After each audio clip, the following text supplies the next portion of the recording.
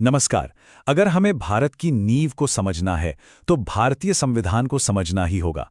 आज हम इसी नींव के एक बहुत ही अहम हिस्से की बात करेंगे, संविधान का भाग 2।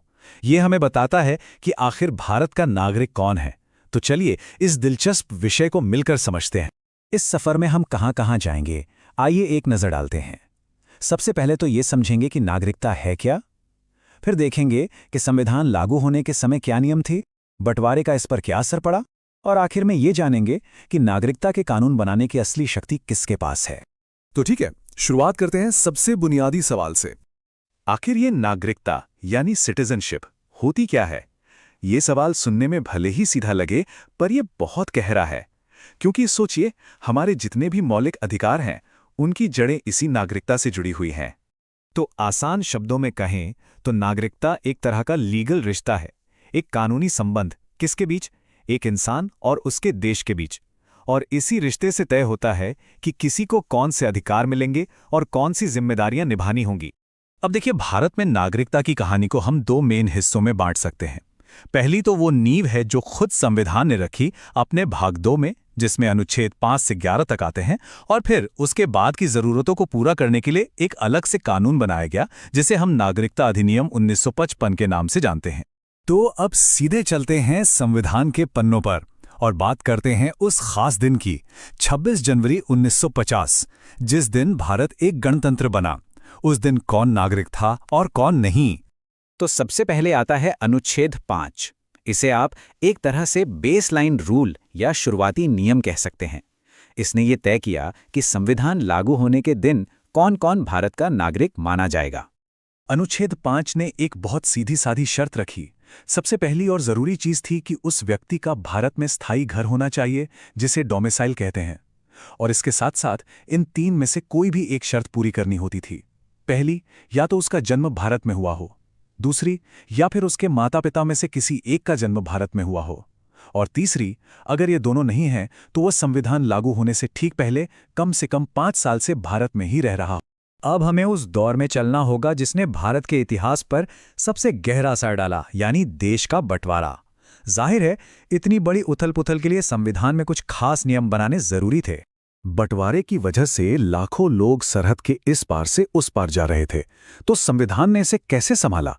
देखिए, अनुच्छेद 6 उन लोगों के लिए था जो पाकिस्तान से भारत आए। यहां पर 19 जुलाई 1948 की तारीख को एक कट ऑफ डेट बना दिया गया। वहीं दूसरी तरफ अनुच्छेद 7 उन लोगों की बात करता है जो भारत छोड़कर पाकिस्तान चले गए थे।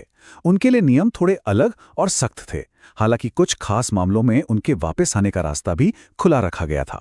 तो बंटवारे की उस खास स्थिति से अब आगे बढ़ते हैं और उन नियमों को देखते हैं जो विदेशों में बसे भारतीय मूल के लोगों और देश के प्रति वफादारी के सिद्धांत से जुड़े हैं। संविधान निर्माताओं ने सिर्फ देश के अंदर रहने वालों के बारे में ही नहीं लोचा, उन्होंने उन लोगों को भी याद रखा जो थे तो भारतीय मूल के पर रह विदेशों में रह रहे थे। उनके लिए भी नागरिकता का एक रास्ता बनाया गया। तो ये रास्ता था अनुच्छेद 8 का। इसके तहत शर्तें और प्रक्रिया बहुत ही सीधी थीं। अगर कोई व्यक्ति या उसके माता पिता या फिर दादा दादी इनमें से किसी का भी जन्म अविभाजित भारत में हुआ हो और वो उस समय भारत से बाहर रह रहा हो, तो वो वहां के भारतीय दूतावास या मिशन में जाकर खुद को एक नागरिक के तौर पर रजिस्टर करवा सकता था। अब एक बहुत ही जरूरी सिद्धांत की बात करते हैं जो आज भी भारत की नागरिकता का आधार है, और वो ये है कि भारत दोहरी नागरिकता को मान्यता नहीं देता है। इसका मतलब साफ है, कोई भी व्यक्ति एक ही समय में भारत और किसी दूसरे देश दोनों का नागरिक नहीं हो सकता। और इसी सिद्धांत को कानून बनाता है अनुच्छेद 9। ये बिल्कुल साफ साफ कहता है कि अगर कोई भारतीय नागरिक अपनी इच्छा से, अपनी मर्जी से किसी और देश के नागरिकता ले लेता है तो उसकी भारतीय नागरिकता उसी पल खत्म हो जाएगी। वफादारी एक ही देश के प्रति हो सकती है। देखिए, संविधान बनाने वाले बहुत दूरदर्शी थे। वो जानते थे कि वक्त के साथ हालात बदलेंगे, जरूरतें बदलेंगी, इसलिए उन्होंने नागरिकता के नियमों को हमेशा के लिए फिक्स नहीं किया। और यहीं पर आते हैं भाग 2 के आखिरी 2 अनुच्छेद, जो सारी शक्ति संसद के हाथों में दे देते हैं। अनुच्छेद 10 एक तरह से गारंटी भी है और एक शर्त भी। ये कहता है कि जिन्हें नागरिकता मिल गई है उनके अधिकार बने रहेंगे, लेकिन ये अधिकार हमेशा संसद द्वारा बनाए गए कानूनों के अधीन होंगे। मतलब संसद चाहे तो भविष्य में इन पर कानून बना सकती। और फिर आता है अनुच्छेद 11, जो असल में संसद को नागरिकता के मामले में सुप्रीम बना देता है। इसके तहत संसद को पूरा अधिकार है कि वो नागरिकता हासिल करने, नागरिकता खत्म करने या नागरिकता से जुड़े किसी भी दूसरे मामले पर कोई भी कानून बना सकती है, उसे बदल सकती है या खत्म कर सकती है। तो फिर इसका असली मतलब क्या हुआ? इसका मतलब ये हुआ कि संविधान के जो अनुच्छेद 5 से 8 थे, वो तो बस 26 जनवरी 1950 की स्थिति बता रहे थे। एक वन टाइम प्रोविजन था। लेकिन भविष्य का क्या? तो इसी अनुच्छेद 11 से मिली शक्ति का इस्तेमाल करके संसद ने बनाया नागरिकता अधिनियम 1955, और आज की तारीख में नागरिकता से जुड़े ज्यादातर नियम इसी कानून से तय होते हैं। तो चलिए, अब तक हमने जो कुछ भी समझा है उसे फटाफट कुछ जरूरी पॉइंट्स में समेट लेते हैं। ये उन सभी के लिए बहुत काम का होगा जो परीक्षाओं की तैयारी कर रहे हैं। ये टेबल एक क्विक रिवीजन जैसा है।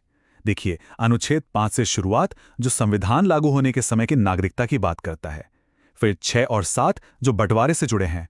अनुच्छेद 8 विदेश में बसे भारतीयों के लिए। 9 दोहरी नागरिकता को रोकता है। 10 अधिकारों को जारी रखता है। और आखिर में 11 जो सारी शक्ति संसद को सौंप देता है। सब कुछ एक ही जगह पर। और अगर इस पूरी बातचीत से सिर्फ 4 सबसे जरूरी बातें याद रखनी हो तो वो ये हैं। पहली बात, संविधान का भाग 2 सिर्फ उस एक दिन की तस्वीर थी, 26 जनवरी 1950 की। दूसरी, आज की तारीख में सारे नियम 1955 के एक्ट से चलते हैं। तीसरी बात, भारत में सिंगल सिटीजनशिप है, दोहरी नागरिकता का कोई कॉन्सेप्ट नहीं है।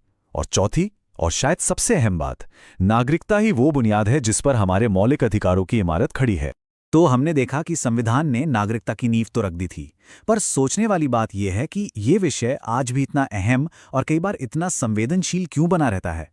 ये एक ऐसा सवाल है जो हमें इतिहास से लेकर आज के दौर तक इस विषय पर और गहराई से सोचने पर मजबूर करता है।